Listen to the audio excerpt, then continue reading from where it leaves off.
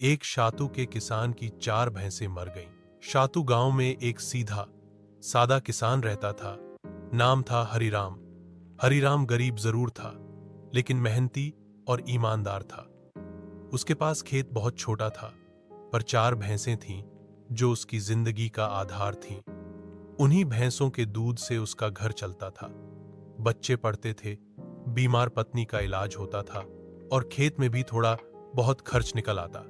हरिराम अपनी भैंसों को बच्चों की तरह पालता था। सुबह सबसे पहले उठकर वह उन्हें चारा पानी देता, फिर खुद खाना खाता। हर शाम वह उन्हें खुद गौशाला में बांधता, उनके गले में घंटी बांधता और उनकी पीठ पर हाथ फेरकर उन्हें दुलारता।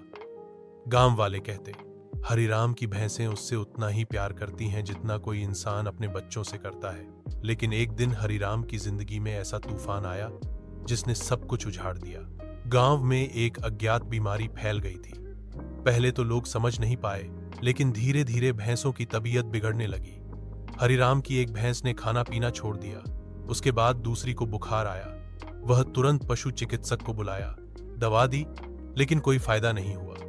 3 दिन के अंदर उसकी पहली भैंस चल बसी। हरिराम रो पड़ा, मानो कोई अपना मर गया हो। अगले 2 दिनों में दूसरी और तीसरी भैंस भी एक एक कर मर गई। चौथी भैंस, जो सबसे प्यारी थी, वह भी बहुत कमजोर हो गई थी। हरिराम ने उसे गांव से दूर तालाब के पास ले जाकर अलग रखा, ताकि बीमारी न फैले। दिन रात उसकी सेवा की, लेकिन किस्मत को कुछ और मंजूर था। 7वें दिन वह भी चल बसी। हरिराम के लिए यह केवल 4 जानवरों की मौत नहीं थी, यह उसकी उम्मीद, उसका सहारा, उसका जीवन सब कुछ छिन जाने जैसा था। उसके घर में सन्नाटा छा गया। बच्चों ने खाना बंद कर दिया। बीवी की तबीयत और बिगड़ने लगी। गांव के लोग भी दुखी थे, लेकिन उनके हाथ में कुछ नहीं था।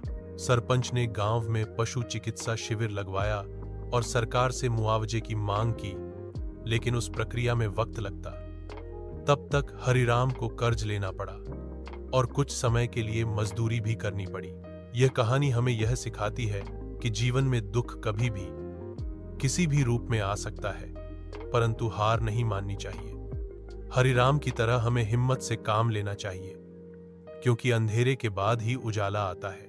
धीरे धीरे हरिराम ने फिर से एक एक करके नई भैंसें ली, मेहनत की, बच्चों की पढ़ाई चालू रखी और अपनी बीमार पत्नी का इलाज भी करवाया।